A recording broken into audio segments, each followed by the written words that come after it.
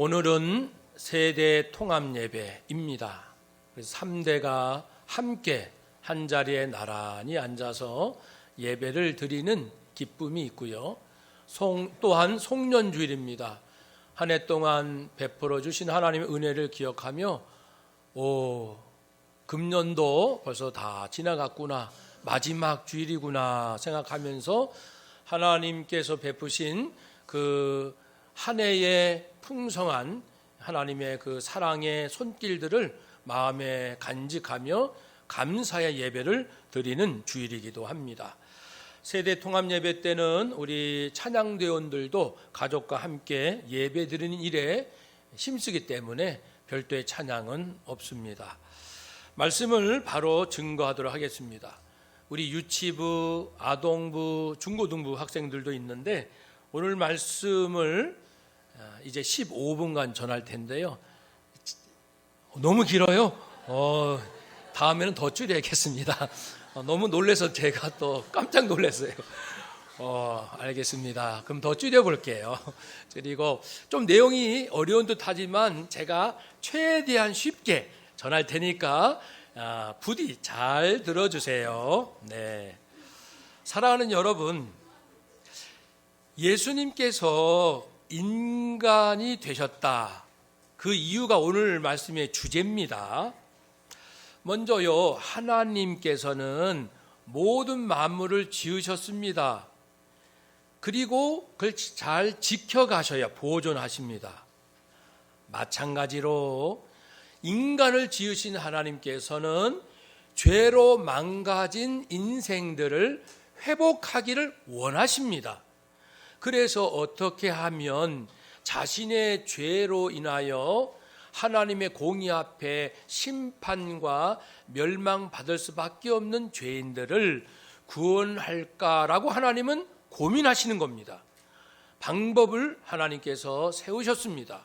그것은 하나님의 아들 예수님, 성자 하나님이십니다. 인간으로 이 땅에 오시기 전에는 영원 전부터 아버지 하나님과 함께 계셨지요. 그래서 죄가 없으신 분이에요.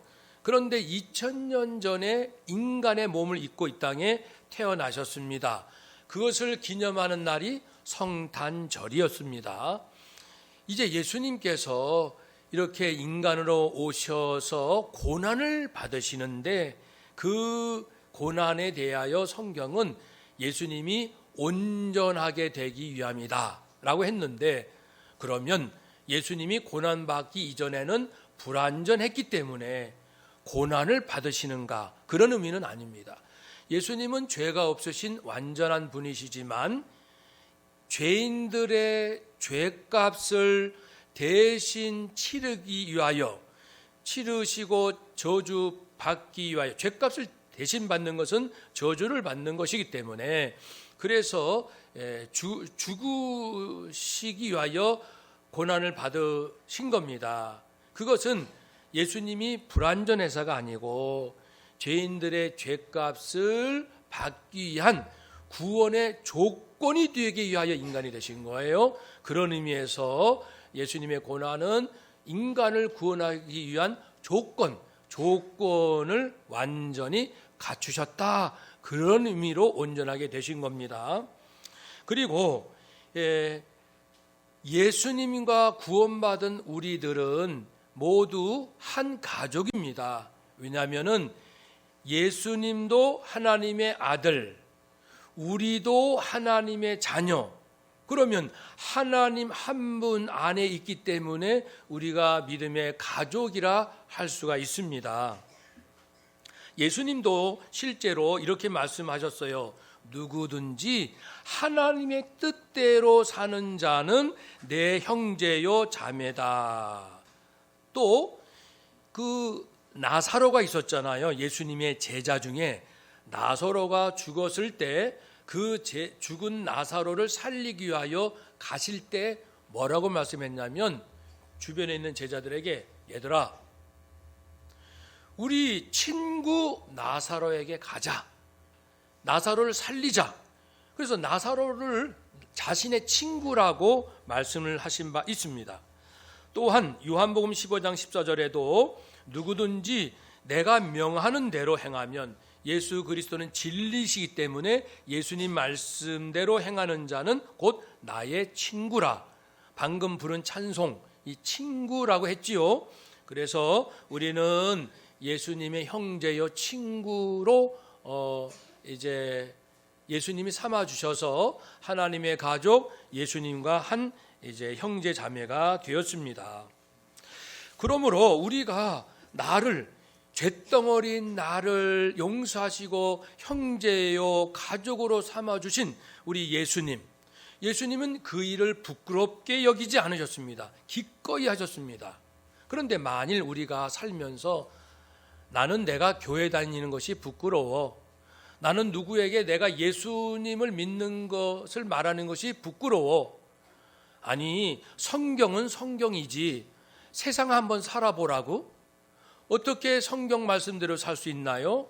말씀은 말씀일 뿐 세상은 세상의 논리대로 사는 거지요. 나는 성경 말씀을 그다지 좋아하지 않습니다. 하나님의 말씀을 부끄러워하는 일이 혹 그런다면 어떤 일이 생길까요? 어떤 일이? 누가복음 9장에 말씀하신 것처럼 9장 26절에 예수님이 이런 사람들에 대한 하신 말씀이 있습니다. 누구든지 나와 내 말을 부끄러워하면 인자도, 즉 예수님께서 자기와 아버지와 거룩한 천사들의 영광으로 올 때, 즉 예수님께서 재림하실 때 예수님도 그런 사람을 부끄럽게 여길 거라 했습니다. 그러니까 내가 교회 다니는 것을 부끄럽게 여기고, 내가 예수님 믿는 것을 굳이 숨기고, 성경 말씀은 말씀이고 세상은 세상이지, 그런 식으로 성경 말씀을 소홀히 여겼던 사람들은 혹 정말 예수님을 구주로 믿어서 구원받을 수 있다 할지라도 주님 앞에 부끄러운 구원을 받을 거라고 말씀했습니다. 예수님은 우리를 부끄럽게 여기지 아니하시고 너는 나의 형제야, 나의 친구야 라고까지 우리를 존귀하게 여겨주셨는데 우리는 예수님을 어떻게 대하고 있는지요? 구약에 보면 예수님께서 우리들을 형제로 가족으로 삼아 주신다는 예언이 나왔습니다. 세 곳을, 시편과 이사야 두 곳을 오늘 본문에 나와 있죠. 그래서 예수님은 하나님의 이름을 형제, 우리를 형제라고 불렀어요. 형제들에게 하나님의 이름을 선포하고 하나님을 드러냈다고 했습니다. 우리들이 형제라고 했습니다. 하나님을 알려주셨어요. 하나님은 어떤 분이십니까? 하나님은 따라합시다. 하나님은 전지전능하시고 영원불변하시고 무소부재하시고 주인 되신 하나님, 진실과 선하심, 공의와 사랑. 아멘.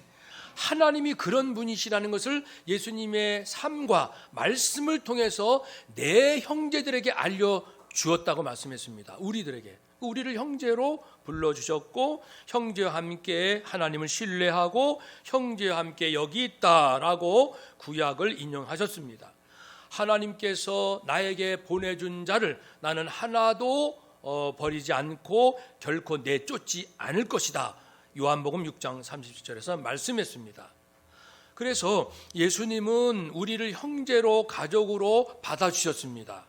그러기 위해서는 인간이 되셨는데 인간이 되신 목적을, 이유를 네 가지로 또 자세하게 말씀하고 있습니다. 네 가지는, 첫째는 마귀를 멸하려고. 왜냐하면 마귀가 우리를 유혹해서 죄짓게 만들잖아요.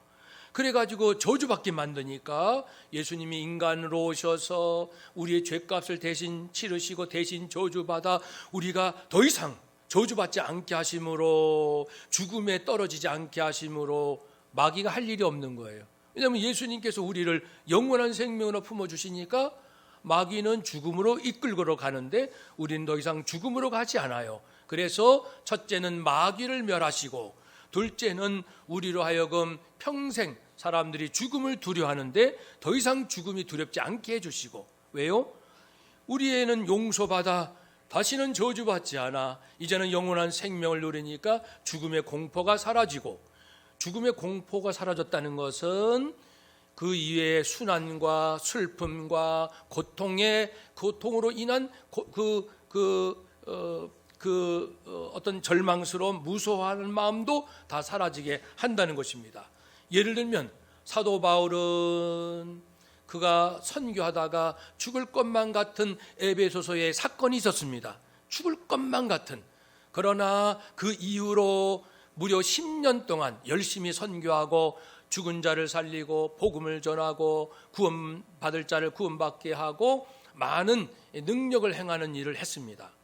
죽을 것만 같은 일이 있었으나 사람이요 때가 되어 죽습니다. 한번 따라 합시다. 사람은 때가 돼야 죽습니다. 그러니까 죽고 싶어도 때가 되지 않으면 죽을 수가 없어요. 안 죽는다 그래도 때가 되면 하나님께 부름받습니다. 살고 죽는 거 하나님께 맡기자는 뜻입니다. 그래서 죽을 것만 같은 절망의 고통, 그래서 살 소망이 끊어졌다. 고린도후서 1장에서 고백했지만 무려 10년 동안 놀랍게 주의 능력 가운데서 말씀을 전하고 사람들을 구원하는 일들을 얼마든지 했거든요. 사랑하는 여러분, 그러니까 우리는 죽음이 두렵지 않고 고통도 두렵지 않고 죽을 것만 같은 그런 어려움이 와도 겁나지 않아요. 왜냐하면 다 때가 돼야 죽으니까. 살아있는 동안에는 사명이 있고 사명이 있으면 감당할 능력이 있고 능력에 순종하면 하나님께서 나를 통하여 놀라운 일들을, 내가 비록 병상에 10년 동안 병상에 누워있다 할지라도 기도를 통하여 얼마든지 하나님의 위대한 능력과 그리고 구원의 역사가 일어날 줄로 믿습니다. 감옥에 혼자 있어도요, 감옥에서 10년 동안 혼자 있어도 얼마든지 놀라운 일을 할 수 있습니다. 그것은 우리는 감옥도 두렵지 않아요. 병든 것도 두렵지 않고 죽음도 두렵지 않고 그렇게 하시려고 예수님이 인간으로 오셨고요. 세 번째는 이미 말씀드렸지만 우리의 죄를 대신 죄값을 치르시기 위하여, 왜냐하면 죄인은 죄값을 치러야 된다. 죄값을 치른다는 것은 죽는 것을 말이에요. 죽는다는 것은 생명이 끊어지는 거예요. 생명은 피 속에 있어요. 그러니 이게 거꾸로 하면 예수님께서 인간으로 오셔서 물과 피를 다 쏟으셨다는 것은 죽으셨다는 것이고, 죽으셨다는 것은 죄인의 저주가 예수님이 대신 받으셨다는 증거입니다. 그래서 이제 인간으로 오셔서 죽으심으로, 피를 쏟으심으로 모든 죄인의 죄를 해결해 주셨고, 네 번째는 연약함입니다. 18절을 함께 읽읍시다. 18절. 그가 시험을 받아 고난을 당하셨은즉 시험 받는 자들을 능히 도우실 수 있느니라. 아멘. 그래서 예수님은 우리의 죄 문제뿐 아니라 아무리 힘들고 어려워도 능히 도우시는 일을 하신다. 천국에서 중보기도 하시고 또 때에 따라 돕는 은혜를 그때 우리는 꼭 큰 물질, 아프지 않는 건강만을 원하지만 그렇지 않아요. 때에 따라 돕는 은혜, 어떤 때는 그 고난이 즉시 해결되기도 되고 어떤 때는 고난이 없어지진 않지만 거뜬히 기꺼이 잘 감당할 수 있는 힘도 주십니다. 다양하게 역사하십니다. 문제는 내 믿음 지키고 내 마음 지키고 내 인생 지키고 더 놀라운 하나님의 영광을 내가 경험할 수 있다는 거예요. 그렇게 우리 예수님께서 우리를 도와주십니다. 그래서 예수님께서 인간이 되신 것은 마귀를 멸하시고 죽음의 공포로부터 우리를 해방하시고 우리 죄 문제를 완전히 해결하여 구원해 주시고 그리고 연약함, 고통에서 우리를 건지시고 또는 견딜 수 있는 힘을 주시기 위하여 예수님께서 친히 인간이 되셨습니다. 가족이 되셨습니다. 그래서 나를 형제 자매로 아들, 딸, 우리의 그 가족으로 받아주시는 예수님. 그래서 우리는 가족입니다. 한번 우리 서로 인사해 봅시다. 우리는 가족입니다. 아멘. 가족이니까 가족은 서로 존경해야 돼요. 존중해야 합니다. 그래야 가족이지요. 왜냐하면 예수님께서 우리를 존중히 대주셨잖아요. 사실 저주받아 마땅한 우리들을 건져주시고 존귀하게 형제라 불러주시니 얼마나 감사합니까? 그런데 내가 그 사랑받은 내가 아내를 무시하고 남편, 부모, 형, 동생, 누나는 무시한다면은 우리는 가족이 아닙니다. 가족은 서로 무시하는 자가 아니에요. 예수님처럼 존귀 여기고 또 사랑하고, 사랑해야 가족이지요. 세 번째는 지금보다 더 잘할 수 있도록, 성장할 수 있도록 돕는 거예요.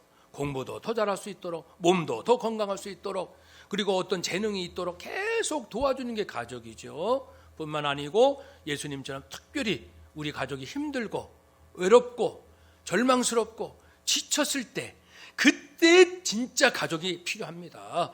그때 가족의 연약함이 무엇인지, 왜 힘들어하는지, 무엇 때문에 힘들어하는지, 요즘 왜 갑자기 말을 안 하는지, 그 이유를 알아야 돼요. 우리 가족의 아픔을 아는 것, 그리고 그 아픔과 함께 느끼는 것. 예수님도 함께 우리의 아픔을 체험을 했다고 했습니다. 그대로 느끼시는 거예요. 내가 수치당할 때 예수님은 아셔요, 내 수치를. 왜냐하면 예수님도 수치를 당해보셨기 때문에. 내가 죽음의 공포, 예수님도 아셔요. 예수님도 말할 수 없는 죽음의 공포를 느끼셨기 때문에. 그리고 내 외로움, 예수님도 아십니다. 예수님 자신도 모든 주변의 사람들이 떠나버린 외로운 자리에 있어 보셨습니다. 그래서 실제로 우리의 아픔을 아셔요. 그리고 그 다음에 더 나가서 그 아픔과 연약함을 해결해 주시든지 또 견딜 수 있도록 해 주신 것처럼, 우리도 우리 가족이 힘들고 아프고 외롭고 지쳐 있으면 내가 그걸 직접 도와주든지, 견딜 수 있도록 도와주든지, 그 도와주는 자가 가족입니다. 한번 따라 합시다. 우리는 가족이니 서로 존귀 여기고 서로 사랑하고 성장하도록 돕고, 특별히 어려웠을 때 함께 아파하고 이길 수 있도록 도와줍시다. 아멘. 그것이 가족인 줄로 믿습니다. 예수님께서 우리를 가족으로 삼으셨으니 우리도 서로 가족으로 삼아서 이 세상 어떤 풍파와 어려움이 있다 할지라도 우리는 가족이 있으니까 잘 이겨내고 더 적극적으로 하나님께서 주신 위대한 사명을 넉넉히 잘 감당하는 우리 유치부 아이들 되시기를 바라요. 아동부 될 줄로 믿어요. 중고등부 그리 되기를 축복합니다. 우리 온 성도, 온 가족 그리 될 줄로 믿습니다. 아멘. 기도하겠습니다.